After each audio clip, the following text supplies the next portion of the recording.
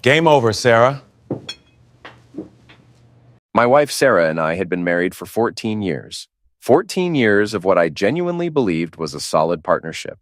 We met in college, dated for 3 years, had a beautiful wedding with all our friends and family, built what looked like the perfect suburban life together.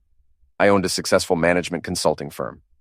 She worked part-time at an upscale art gallery downtown. We had the nice colonial house with the white picket fence, 2 cars in the driveway, joint bank accounts, shared dreams of maybe starting a family someday.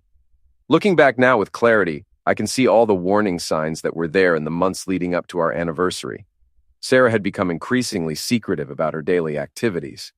She'd leave the house for hours at a time with vague explanations about gallery events or meeting friends whose names I never recognized. When I'd ask casual questions about her day, she'd give me these rehearsed-sounding responses that didn't really answer anything. The financial irregularities started around 6 months before the anniversary, small amounts at first, a few $100s here and there from our joint savings account. When I mentioned it, Sarah always had reasonable explanations: gallery equipment, client entertaining, personal shopping, unexpected expenses. Nothing that raised major red flags individually, but the pattern was definitely there if I'd been paying closer attention. She also became obsessive about privacy in ways that seemed excessive, even for a married couple. Our home office had always been shared space, but suddenly she needed the entire left side to be off-limits. Bought a separate filing cabinet, installed a lock on the desk drawers, password protected her laptop, started taking all her phone calls in private.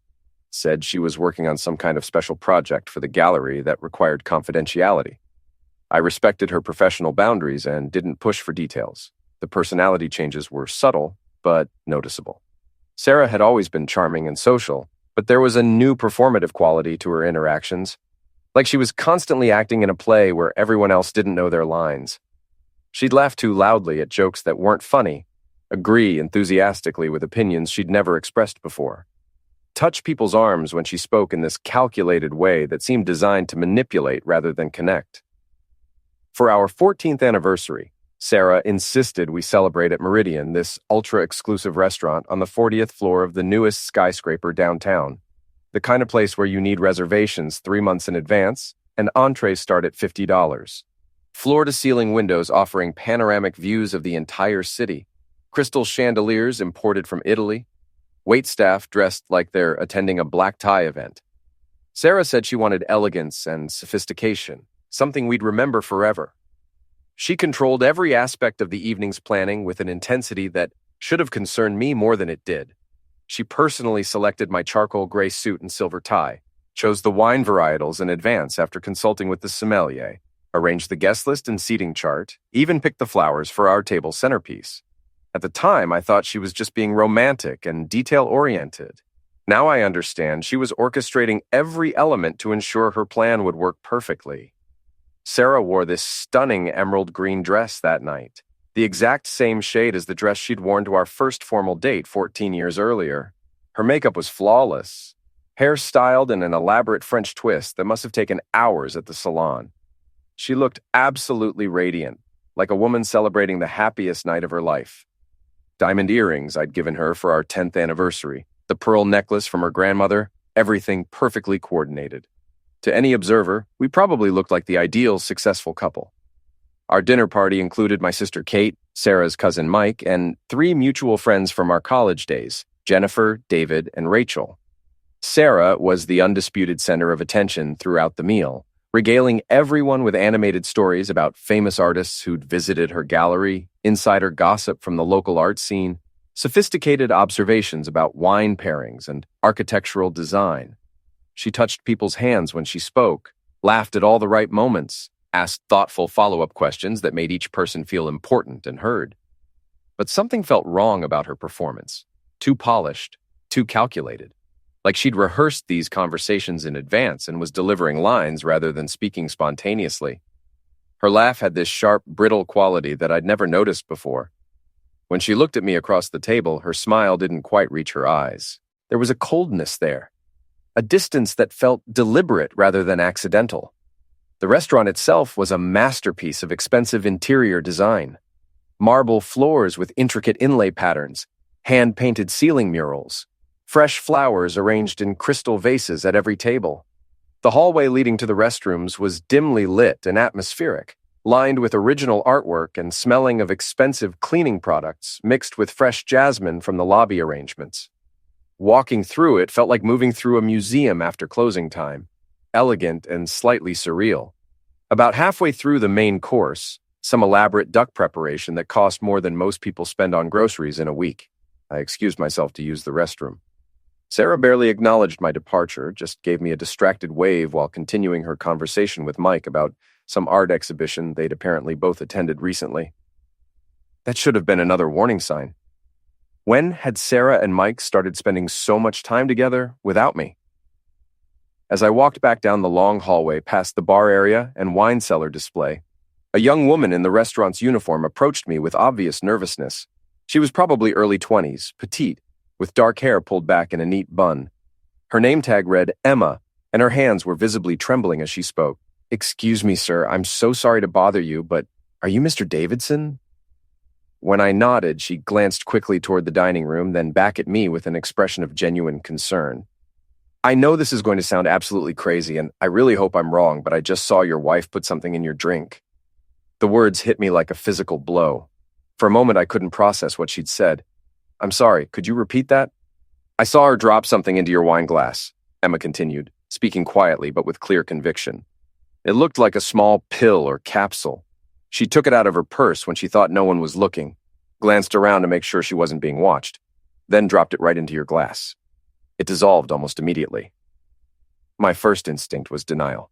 This had to be some kind of misunderstanding. Maybe Sarah had put a breath mint or antacid in the wrong glass by mistake. Maybe Emma had seen someone else at a different table.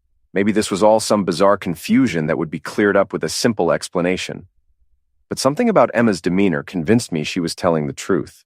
Her voice was shaking with nervousness, but her eyes were steady and serious. She clearly didn't want to be having this conversation, which made her motivation seem genuine rather than malicious. "Are you absolutely certain about what you saw?" I asked, trying to keep my voice calm and level. "I wouldn't say anything if I wasn't completely sure," Emma replied. "And sir, I have to tell you something else. Your wife has been here before, multiple times over the past few months, always with the same man, not you.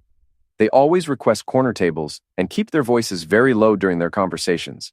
As a server, you notice things like that." The implication hit me like a sledgehammer. Not only had Sarah tried to sedate me, but she'd been meeting secretly with another man for months, planning something at the very restaurant where we were now celebrating our anniversary. The level of calculated betrayal was almost impossible to comprehend. I thanked Emma for her courage in speaking up, then somehow managed to walk to the restroom without my legs giving out completely. I locked the door and gripped the marble countertop, staring at my reflection in the ornate mirror. My face looked composed and normal, but my eyes showed the shock and disbelief coursing through my system. 14 years of marriage.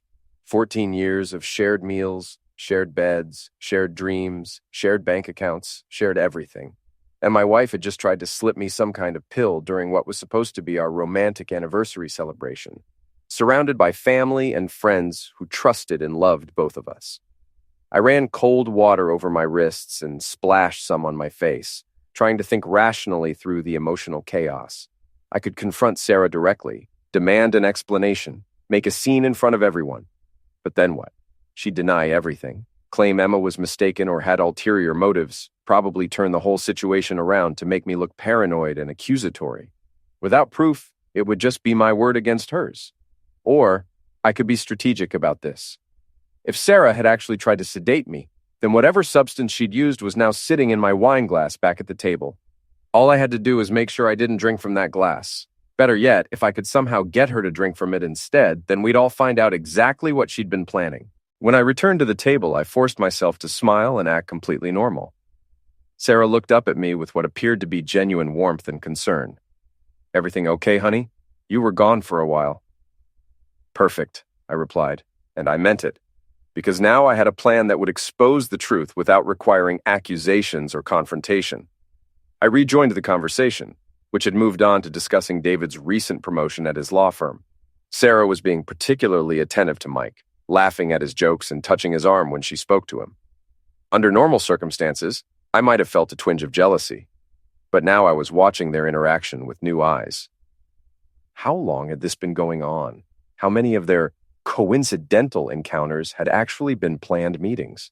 I waited for the right moment, when Sarah was fully absorbed in telling some elaborate story about a difficult gallery client. Then, in one smooth and casual motion, I reached across the table and switched our wine glasses.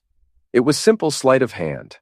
I lifted my glass as if to take a sip, then set it down in front of her while simultaneously moving her glass to my place setting. The whole maneuver took less than 3 seconds and appeared completely natural to anyone not specifically watching for it. Sarah was too caught up in her performance to notice the switch.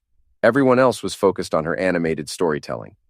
The conversation continued without missing a beat, but now the potentially sedated wine was sitting directly in front of my wife instead of me. About 10 minutes later, Sarah picked up the wine glass that had originally been mine and raised it for a toast. "To 14 incredible years of marriage," she said, her voice warm and loving as she looked directly into my eyes. "And to whatever adventures the future holds for us." "To 14 years," I echoed, raising the glass that had originally been hers. "And to the truth, whatever it may be." We all drank. I took a small sip from Sarah's original glass, which tasted completely normal. Rich, smooth Bordeaux with no bitter aftertaste or unusual texture. Sarah drank more deeply from what had been my glass, then set it down with a satisfied smile. For the next 15 minutes, nothing happened. Sarah continued being charming and animated, regaling the table with more gallery stories and asking thoughtful questions about everyone's recent activities. I started to wonder if Emma had been mistaken after all, or if whatever Sarah had dropped in the wine was too mild to have any noticeable effect. Then I saw the first sign. Sarah's left eyelid began twitching slightly, just a barely perceptible flutter that I probably wouldn't have noticed if I hadn't been watching her so carefully. She blinked several times in rapid succession, as if trying to clear something from her vision. When Jennifer asked her about an upcoming art exhibition, Sarah opened her mouth to respond, but paused for a moment longer than seemed natural. Her words, when they came, were slightly less crisp than usual, though still coherent enough that no one else seemed to notice. "Is it getting warm in here?" Sarah asked suddenly, touching her temple with fingers that weren't quite steady. "I feel a little flushed." Kate, always observant, leaned forward with sisterly concern. "Are you feeling all right, Sarah? You look a bit pale." "I'm fine," Sarah replied, but her voice lacked its usual confidence. When she reached for her wine glass, her hand wavered slightly before making contact. Her grip on the stem seemed less secure than normal. Over the next few minutes, the symptoms became more pronounced. Sarah's pupils began dilating noticeably. Her speech became incrementally slower and less precise, though she was clearly fighting to maintain normal conversation. When Mike told a joke, her laugh was delayed by just a beat too long. "Maybe I should cut back on the wine," she said, with what was clearly meant to be a casual laugh, but her words were beginning to slur almost imperceptibly. "I think it's stronger than I realized." Then she tried to stand up, probably intending to excuse herself to the restroom, and her legs simply gave out beneath her. It wasn't a dramatic Hollywood-style collapse, but rather a slow, helpless folding as her motor control failed completely. Her napkin fluttered to the floor, her chair scraped loudly against the marble, and Mike had to catch her to prevent her from hitting the ground. "Sarah!" Multiple voices called out at once. Her eyes were rolling back, unfocused and glassy. One arm hung limp at her side while the other twitched uncontrollably. The wine glass she'd been holding tipped over, spilling dark red liquid across the white tablecloth like blood at a crime scene. I stood up with deliberate calm and said in a clear, steady voice, "Someone call 911 immediately." Years of leading high-pressure business meetings had trained me to stay composed during crisis situations, and that training served me well now. Emma appeared at our table within seconds, already dialing on her phone. She moved with purpose and efficiency, no hesitation or panic. When our eyes met briefly, I nodded slightly, a silent acknowledgement of her earlier warning and gratitude for her quick response now. The paramedics arrived within 8 minutes, though it felt like much longer. They were thoroughly professional, asking rapid-fire questions about Sarah's medical history, current medications, and recent activities while efficiently checking her vital signs and preparing her for transport. Sarah was conscious, but barely responsive, mumbling incoherently and unable to focus her eyes or coordinate her movements. As they loaded her onto the stretcher, she looked in my direction once, and there was something in that unfocused gaze, Not just confusion from the pills, but a flicker of awareness, as if some part of her understood exactly what had gone wrong with her plan. At the hospital, I paced the emergency room waiting area while doctors ran tests and tried to determine what had caused Sarah's collapse. Kate stayed with me, offering quiet support without asking too many questions. Mike had followed the ambulance but seemed unusually agitated, making several phone calls in hushed tones and checking his watch repeatedly. After about 2 hours, Dr. Martinez, the attending emergency physician, approached me with a serious expression. "Mr. Davidson, we've completed the toxicology screening. Your wife has ingested a significant amount of rohypnol, combined with what appears to be a muscle relaxant called benzodiazepine. This combination, in the dosage she consumed, would cause temporary paralysis, severe disorientation, memory loss, and potentially respiratory depression." The clinical description sent chills down my spine. How long will the effects last? She should regain consciousness within 12 to 18 hours, but full recovery could take several days. Mr. Davidson, I have to ask, do you have any idea how these substances might have gotten into her system? Before I could answer, Detective Morrison arrived. Emma had contacted the police immediately after the ambulance left, providing a detailed statement about what she'd witnessed at the restaurant. The restaurant management had been fully cooperative, preserving the wine bottle and glasses as evidence and providing security footage from multiple camera angles. "Mr. Davidson, I'm Detective Morrison. We need to discuss what happened tonight." While Sarah remained unconscious, I made a decision that would fundamentally change the course of our investigation. I drove home and conducted a thorough search of our house, focusing particularly on areas Sarah had always kept private or off-limits. Her locked desk in the home office was my first target. I found the key taped under one of the drawers and opened the filing cabinet she'd always claimed contained sensitive gallery documents. Beneath routine paperwork and old tax returns was a manila envelope labeled Emergency Protocol in Sarah's handwriting. The first document was a medical power of attorney bearing my signature, except I had never signed such a document. It was a skillful forgery, close enough to pass casual inspection, but with subtle differences in letter formation that I recognized immediately. The second was a property deed transferring sole ownership of our house from joint tenancy to Sarah's name only, also forged. But the most damning evidence was the series of bank statements for accounts I'd never seen before. Sarah had been systematically transferring money from our joint savings and checking accounts to offshore holdings for the past 8 months. Small amounts initially, but increasing in frequency and size. Tens of thousands of dollars that I hadn't noticed because she'd been careful to leave enough in our primary accounts to avoid triggering any automatic alerts. Sarah's laptop provided the final pieces of the puzzle. Her email history revealed extensive correspondence with someone named Patricia Chen, who operated a financial consulting firm called Pacific Asset Solutions. The company's website looked legitimate at first glance, but a closer examination revealed it was registered in the Cayman Islands and specialized in asset protection and international relocation services for high-net-worth individuals seeking privacy. The email exchanges made my blood run cold. Sarah had written, "David is starting to ask questions about some of the missing money.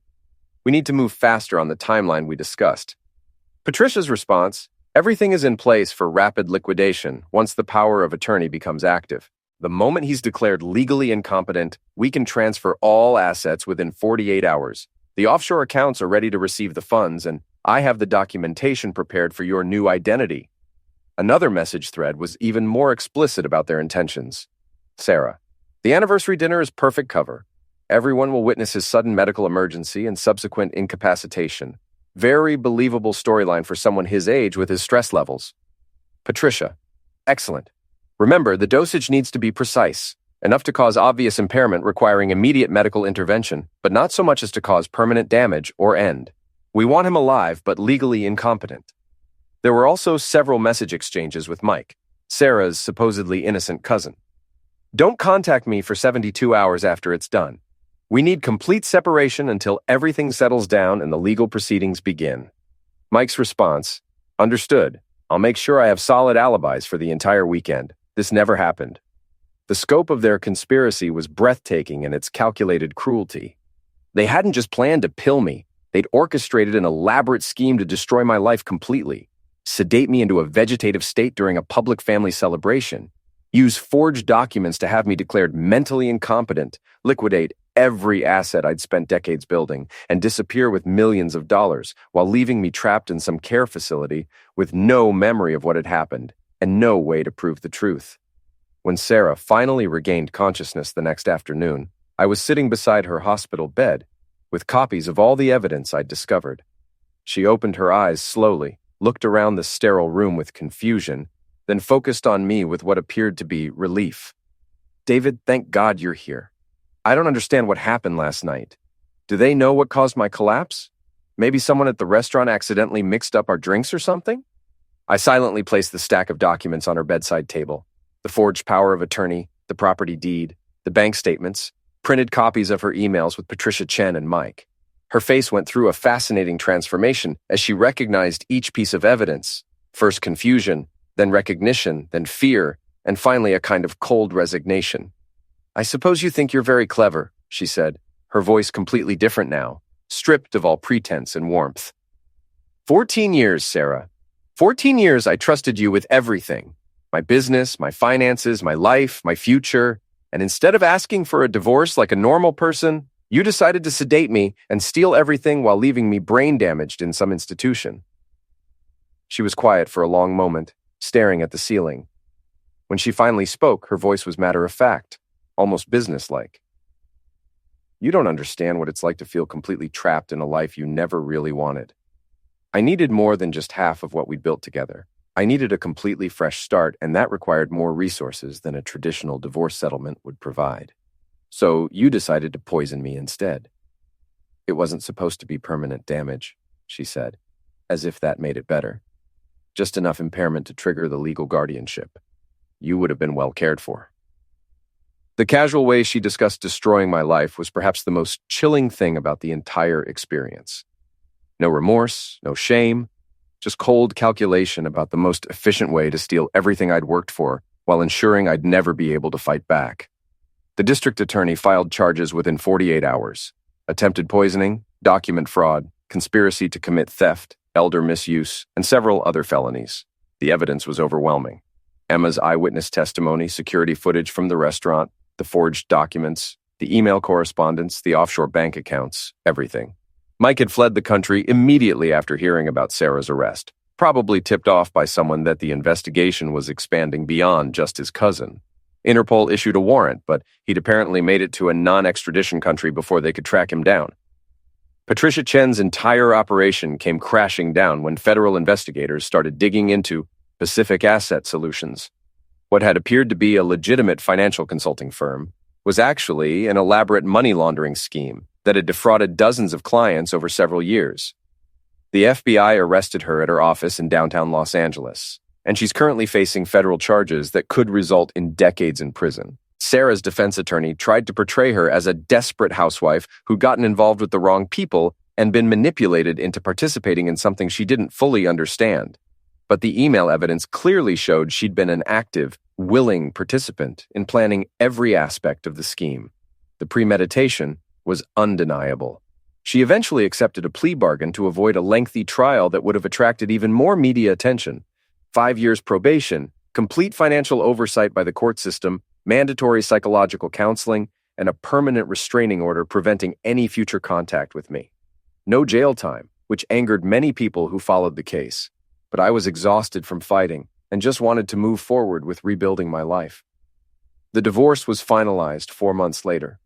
I recovered most of the money Sarah had transferred to offshore accounts, retained ownership of our house and all business assets, and received a court judgment for additional damages to cover legal fees and emotional distress.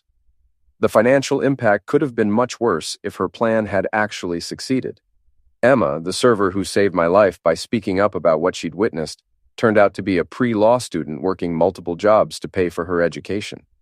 When I learned about her academic goals and financial struggles, I offered her a paid internship at my consulting firm with the understanding that we'd work around her class schedule.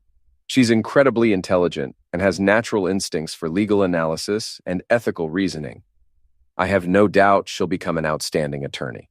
I also established a foundation called the Guardian Initiative that provides legal aid, financial counseling, and emotional support for people whose spouses have committed financial misuse, fraud, or other forms of domestic betrayal. The statistics on spousal financial misuse are staggering. It affects millions of people every year, but sufferers often have nowhere to turn for help because the crimes are committed by people they trust most. The local media covered our story extensively, and I participated in several interviews about recognizing warning signs of financial manipulation in relationships. People were shocked that someone could plan such an elaborate scheme against their own spouse. But domestic violence experts confirmed that financial misuse and gradual isolation are actually common tactics used by manipulative partners. Sarah made several attempts to contact me through mutual friends and former colleagues, claiming she wanted to apologize and somehow make amends for what she'd done. I declined every overture. There's nothing left to discuss between us. She made her choice when she decided that sedating me and stealing my life was preferable to having an honest conversation about her unhappiness in our marriage. The most disturbing realization from this entire experience is understanding how close her plan came to succeeding perfectly. If Emma hadn't had the courage to speak up, if I hadn't thought quickly enough to switch our wine glasses, I would currently be sitting in some care facility with permanent brain damage while Sarah lived comfortably in another country with millions of dollars she'd stolen from me. The thought still gives me nightmares sometimes. I've learned to pay much closer attention to my instincts about people's behavior and motivations. All those red flags I ignored over the past year, the secretiveness, the locked office, the unexplained absences, the gradual financial irregularities, the personality changes. I dismissed them because I wanted to preserve our marriage and trust the person I'd committed my life to. I was so focused on being a supportive husband that I completely missed the signs that my wife was actively planning my destruction. These days, I live in a smaller house closer to my office, and my life is much quieter, but infinitely more peaceful. Kate comes over for dinner every Sunday, and we've developed a tradition of cooking elaborate meals together while catching up on each other's lives.